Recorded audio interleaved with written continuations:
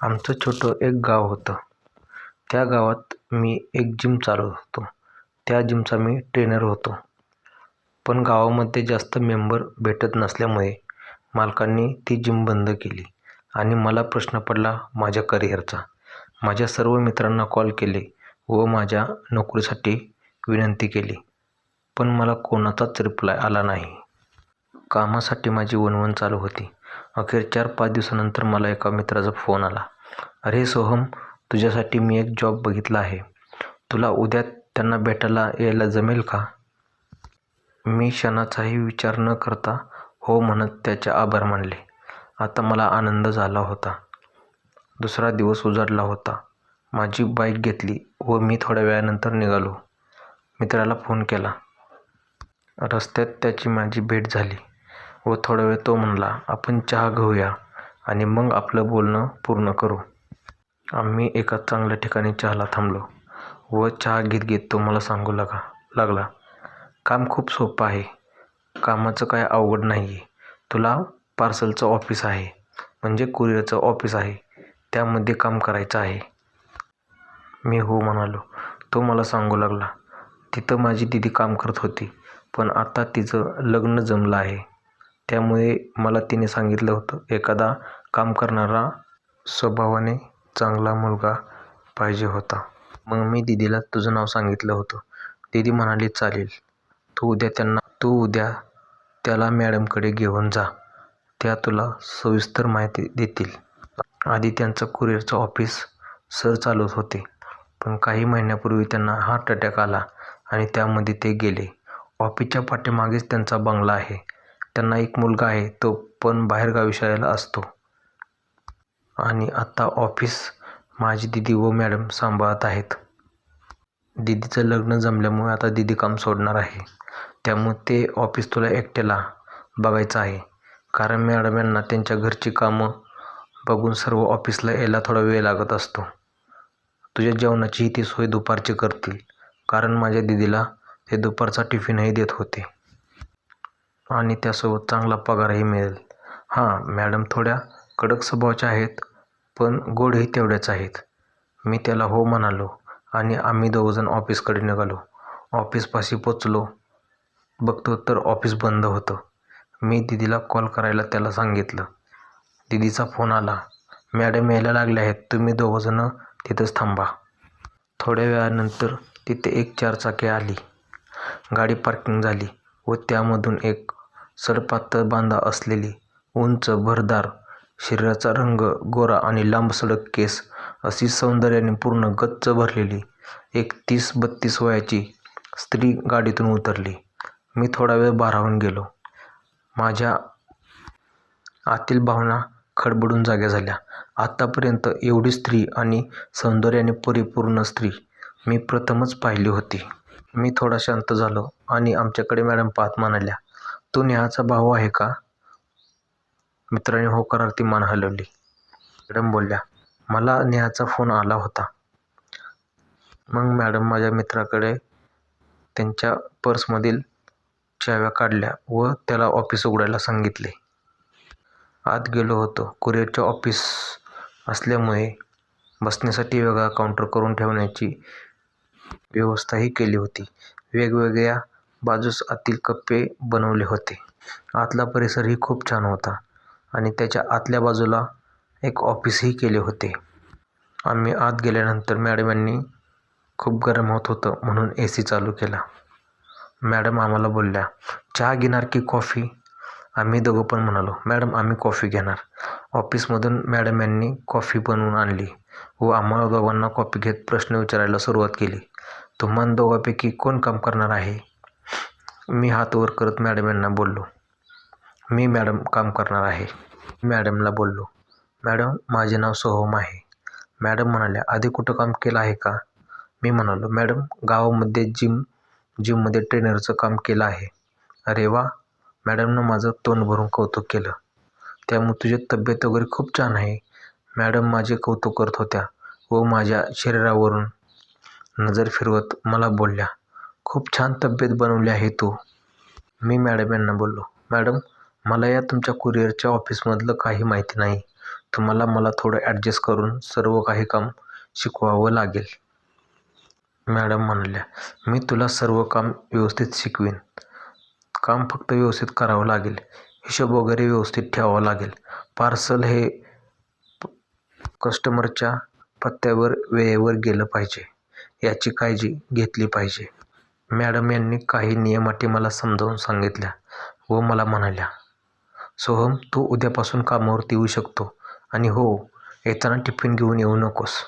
माझ्यासोबत दुपारचं कोण जेवायला नसतं, त्यामुळे तुझा टिफिन मी घेऊन येत जाईन आणि आपण दोघं इथे ऑफिसमध्ये जेवण करत जाऊ. मी मॅडम यांना हो म्हणून तिथून मी आणि माझ्या मित्रांनी निरोप घेतला. कामाचा पहिला दिवस उजाडला.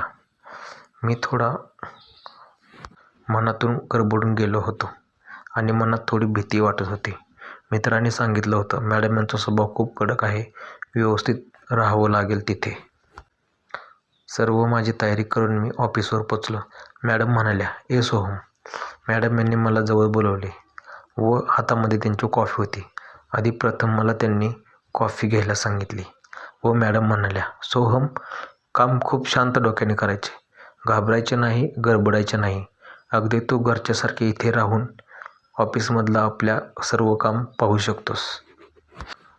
आणि मला मॅडम हळूहळू सर्व गोष्टी अगदी प्रेमाने लहान मुलासारखे मला त्या समजून सांगू लागल्या. मला ते मित्राचे शब्द आठवले. पण मला तर मॅडम यांचा स्वभाव कुठेच कडक वाटला नाही. उलट मॅडम ही एवढ्या प्रेमळ स्वभावाच्या होत्या, एवढ्या गोड स्वभावाच्या होत्या की मी हळूहळू त्यांच्या प्रेमात पडत गेलो. मला हळूहळू काम जमू लागलं. मॅडमही हळूहळू माझं कौतुक करू लागल्या. मलाही खूप छान वाटू लागलं. मग कधीमधी मी कॉफी बनवायचो, मॅडम यांना द्यायचो. मॅडम यांनाही माझी कॉफी खूप आवडत असे आणि मॅडमही कॉफी खूप छान करत असे. असा आमचा दररोजचा दिनक्रम चालू होता. आणि हळूहळू दिवस जात असता आता मॅडम मला संध्याकाळीही त्यांच्या घरी जेवणाला बोलवू लागत होती. पण कधीकधी मला आवडत नव्हतं. माझ्या मनात विचार येत होता, मॅडम एवढ्या श्रीमंत आहेत, आपण गरीब आहोत. एक दिवस आपणही मोठे होऊ, मग त्याच्यानंतर मॅडमकडे जेवायला जात जाऊ, असा मी मनात विचार करत होतो. आजच्या दिवसाची मी सर्व कामे आटपली व मॅडम त्यांच्या घरी गेल्या. मला सांगून जाताना गेल्या, सोहम, सर्व आवर व कुलूप लावून चावी तू घेऊन जा. आणि हो, अरे तुला मी सांगायचं राहिले, उद्या आपल्या बंगल्यावरती कार्यक्रम आहे. तू उद्या सकाळचं जेवण करून ये. दुपार आणि संध्याकाळचं जेवण तू आपल्या घरी कर. घरी पण सांगून ये. कार्यक्रमाचा दिवस उजाडला. आज ऑफिसवरती मॅडम न आल्यामुळे ऑफिसचं सर्व काम मला करावं लागलं होतं. त्यामुळे आज खूप कंटाळाही आला होता. पण मी पटपट सर्व कामे आवरली. तोच मॅडम यांचा 5च्या सुमारास मला कॉल आला. मला बोलल्या, सोहम, तुझं सर्व आवर, लाईट्स वगैरे सगळं बंद कर आणि चाव्या घेऊन घराकडे ये. सर्व पाहुणे आता त्यांच्या जायच्या मार्गावर आहेत, त्यामुळे तू पटकन लवकर आवरून ये. मलाही खूप भूक लागली आहे. मग मीही मनात विचार केला, आपणही पटकन जावं, म्हणजे घरी पण आपल्याला लवकर जाता येईल. म्हणून मी पटकन सर्व ऑफिसमधलं काम आवरलं व ऑफिस बंद करून मॅडमच्या घराकडे गेलो. 2 मिनिटात बंगल्यावरती पोचतो. मी गेटच्या आतमध्ये प्रवेश करताच समोर तो मोठा बंगला मला पाहायला मिळाला. मॅडम यांची परिस्थिती खूप बेताची होती आणि खूप श्रीमंतही होत्या. थोडं पुढं गेल्यानंतर मी त्यांच्या मेन दरवाजामध्ये पोचलो व दाराच्या शेजारील बटन दाबले, बेल वाजवली आणि दरवाजा उघडला. मी तर चकितच होऊन गेलो. माझ्यासमोर सौंदर्याची खाण उभी होती. साधा मेकअप आणि अंगावर साडीला खुलून दिसणारं ते नेत्रदेप करणारं सौंदर्य. मी थोडा वेळ गोंधळून गेलो. आज मॅडमकडे बघावं आणि खूप बघत राहावं असं आज झालं होतं. कारण मॅडम यांच्या शरीराने आज वेगळाच रंग परिधान केला होता. मॅडम यांच्या शरीरावरचा तो डौलणारा व तेजदार त्यांचा चेहरा हा त्यांच्या सौंदर्यात खूप भर घालत होता. तोच मला आवाज दिला मॅडम यांनी, सोहम, आत ये ना. दरवाजातून. मी थोडं आत गेलो तर माझे डोळे सुन्न झाले. आतापर्यंत आयुष्यात एवढा सुंदर बंगला मी पहिल्यांदाच बघितला होता. मग मी मॅडम यांना बोललो, मॅडम तुमच्या आवडीचा आहे ना हा बंगला? मॅडम बोलल्या, तुला कसं समजलं? मी म्हणलो, मॅडम डिझाईन हे तुमच्या आवडीचं वाटते, कारण बऱ्याच गोष्टी आणि तुमच्या आवडीनिवडी याला मिळत्या जुळत्या आहेत, म्हणून मी बोललो. मॅडम यांना म्हणालं, खूप खर्च झाला असेल ना? मॅडम म्हणाल्या, हो 3-4 कोटीपर्यंत गेले आहेत पैसे. मी म्हणलं, बापरे एवढं मोठे पैसे? हो मॅडम म्हणाल्या, गप्प बस, आता गप्पा मारणार आहे की जेवायचं आहे? मी तुझ्यासाठी जेवायला थांबले आहे. असं म्हणत आम्ही किचनकडे गेलो. मी मॅडम यांना बोललो, मॅडम तुम्ही का नाही जेवला पाहुण्यांसोबत? मॅडम म्हणाल्या, अरे मी जेवणार होते, पण मी जेवले असते तर तुझ्यासोबत कोण जेवणार होतं? आणि माझं मन भरून आलं. माझ्या मनात एक वेगळीच ऊर्जा निर्माण झाली. मला जाणवलं होतं मॅडमही मला खूप जीव लावतात. थोडं का होईना पण माझ्या मॅडम प्रेम करतात. मीही मॅडमला आवडत होतो, कारण मला अधूनमधून त्या कधी कधी हलकासा स्पर्श करून जात होत्या. त्यांच्या वेगवेगळ्या हालचाली व वेगवेगळ्या भावना या ऑफिसमधील मला जाणवत होत्या. कधी कधी त्या माझ्या अंगाला गुलाबी स्पर्श करत असत. मलाही तो स्पर्श हवा हवा वाटत असे. पण मॅडम माझ्यापेक्षा मोठ्या होत्या, त्यामुळे मला मॅडम यांना बोलायचं धाडस होत नव्हतं. मला मॅडम यांना आज माझ्या मनातील जे प्रेम आहे ते मला सांगून टाकायचं होतं. मला भीती वाटत होती, पण तरीही आज मला मॅडम यांना बोलायचं होतं. मग मी मॅडम यांना बोललो, मॅडम तुम्ही बसा ना जेवायला. तर मॅडम बोलल्या, नाही आधी तू बस आणि मी तुला वाढते आणि नंतर मला वाढून घेते. असं म्हणत मॅडम यांनी मला एक समोर खुर्ची दिली व मॅडमही माझ्यासमोर जेवणासाठी बसल्या. मनात भीती वाटत असताच मी मॅडम यांना बोललो, मॅडम मी एक बोलू, तुम्ही जर रागवणार नसाल तर? हा बोल ना सोहम, काय म्हणतोयस? मॅडम मी तुम्हाला एक घास भरवू का? मॅडम म्हणाल्या, हो भरव ना, मलाही खूप आवडेल. मग मी मॅडम यांना एक घास भरवला. मॅडम यांनी तो खूप प्रेमाने खाल्ला. आज मॅडम यांच्या चेहऱ्यावर वेगळंच तेज आलं होतं. त्यांनाही खूप भारी वाटलं होतं हे मला त्यांच्या चेहऱ्यावरून जाणवत होतं. मग मॅडम यांचा आज चांगला मूड होता. त्यांनीही मला एक घास भरवला. बोलता बोलता आम्ही दोघांनी पोट भरून जेवण केलं. मी मॅडम यांचं तोंड भरून कौतुक करत होतो. मॅडम आज तुम्ही खूप छान दिसत आहात. तुम्हाला एकटं एवढ्या मोठ्या बंगल्यात कसं राहायला आवडतं? मॅडम म्हणाल्या, काय करणार, सोबतीला कोण नाही, त्यामुळे एकटीलाच या बंगल्यात राहावं लागतं. कधी कधी हा बंगला मला खातोय की काय असंही वाटत असतं. कोण सोबतीला येत नाही. तुलाही किती वेळा बोलवलं सोहम, तूही आतापर्यंत माझ्या सोबतीला कधी आला नाही. आज मॅडम यांनी त्यांच्या मनातील असणाऱ्या सर्व भावना माझ्यापाशी पटदिशी मांडून टाकल्या. मलाही खूप आनंद झाला होता, कारण आज मॅडम यांना जे बोलायचं होतं त्यासाठी मलाही खूप आनंद झाला होता. आणि मॅडम यांनीही त्यांच्या मनातील थोडी बाजू माझ्या पुढे मांडल्यामुळे मला खूप आनंद झाला होता. मग मी थोडंसं धाडस करून मॅडम यांना बोललो, मॅडम अजूनही बोलायचं होतं. मॅडम म्हणल्या, हां बोल ना सोहम, काय म्हणतो आहेस? अजून एक घास चारायचा आहे? मी म्हणालो, नाही मॅडम. हां बोल, काय म्हणतोय? मी मॅडमना म्हणलं, मॅडम मला तुम्ही खूप आवडता. मी थोडा गोंधळून गेलो, कारण मॅडम काहीच बोलल्या नाहीत.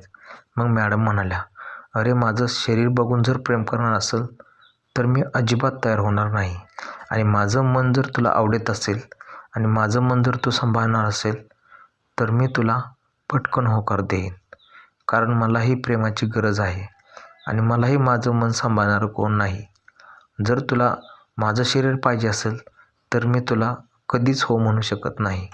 हां जर तुला माझा स्वभाव आवडला असेल तर मात्र मी तुला हो म्हणून नक्की सांगेन. आणि पटकन बोलता बोलता मी बोललो, मॅडम मला तुमच्यासोबत लग्न करायचं आहे. मॅडम म्हणाल्या, सोहम तू काय बोलतोय, तुला समजतंय का? आज तू शुद्धीवर आहेस ना? मी मॅडम यांना बोललो, हो मॅडम मी योग्य तर बोलतोय. मी माझ्या आईवडिलांनाही आधी सांगून ठेवलं आहे व माझ्या नातेवाईकांनाही सांगितलं आहे. मी लग्न केलं तर एखाद्या विधवेशी करेल किंवा ज्यांना आज कोणीच नाही अशांचा मी आधार बनेन, त्यांच्यासोबत लग्न करणार आहे. कारण एकट्या मुलीसोबत तर कोणीही लग्न करतं, त्यांचा संसार सुखाने कोणीही करतं. पण ज्या व्यक्तीसोबत कोणच नाही अशांचा आधार बनून त्यांचा संसार सुखाने फुलवावा या विचाराने मी आईवडिलांनाही तयार केलं आहे. हे ऐकताच मॅडम यांचे डोळे भरले. मॅडम यांनी घट्ट मला मिठी मारली आणि जोरात मला आवळून धरलं आणि त्यांच्या डोळ्यातून नकळत घरघरणारे अश्रू माझ्या खांद्यावरती पडू लागले. मॅडमनाही खूप आनंद झाला होता. आज मॅडम खूप दिवसातून मला बोलू लागल्या, सोहम, आज तू माझ्या मनातील भावना जाणल्या आहेत. आज माझं मन तू खूप जिंकलं आहे. माझं मनात भरून गेलं आहे. मॅडमचं हे वाक्य ऐकताच मलाही कंट्रोल झालं नाही, म्हणून मीही मॅडम यांना खूप घट्ट आवळून धरलं. आम्ही एकमेकाच्या भावनांना खूप मनाच्या आत जाऊन जाणलं होतं. आता आम्ही एकमेकाला बिलगलो होतो व एकमेकांच्या कपाळावरती चुंबन घेऊ लागलो. चुंबन घेता घेता हळूहळू मॅडम यांचा स्पर्श माझ्यासोबत वाढत गेला व त्यांच्या अंगातून एक वेगळाच गरम वाफेचा सुगंध मला येऊ लागला. हळूहळू आम्ही दोघांनीही पूर्णपणे एकमेकांच्या भावनांना खेळायला सुरुवात केली होती. हळूहळू आम्ही दोघांनीही भावनेची रेषा पूर्ण ओलांडून रेषेच्या पलीकडे चाललो होतो. आम्ही दोघंही एकमेकात खूप गुंतून गेलो होतो. हळूहळू मी मॅडम यांच्या अंतर्मनातील रस चाकत चाकत पुढे चाललो होतो. तोच मॅडमच्या तोंडातून निघणारा सुस्कारा हा मला त्यांच्या अंतर्भावनेकडे नेऊ लागला होता. मी मॅडमवरती हळूहळू प्रेम करत होतो. तोच मॅडम यांचा मला आतून खूप प्रतिसाद येत होता. त्यामुळे मलाही खूप छान वाटत होतं. हळूहळू मॅडम यांना खूप भारी वाटू लागलं होतं. आज खूप दिवसानंतर मॅडम यांचं मन पूर्ण तृप्तपणे भरलं होतं. आज मॅडम मला म्हणाल्या होत्या, सोहम, तू माझ्यापेक्षा छोटा आहे पण मला अजिबात जाणवलं नाही. पण काही म्हण, तू आज माझ्या आनंदाला पूर्णपणे भरून काढले आहेस.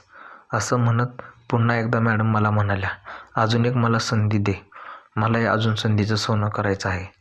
असं करत करत मॅडम यांनी त्या रात्री 4 वेळा माझ्यासोबत संधीचं सोनं करून व स्वतःच्या आणि माझ्याही आत्म्याला गोड असा सुखद प्रवास देत त्यांनी माझंही मन जिंकलं व मीही मॅडम यांचं मन जिंकलं. तर मित्रांनो, कशी वाटली ही गोष्ट? आम्हाला लाईक करा आणि सबस्क्राईब करा. जर तुम्हाला ही कथा आवडली असेल तर तुमच्या मित्रांना शेअर करा.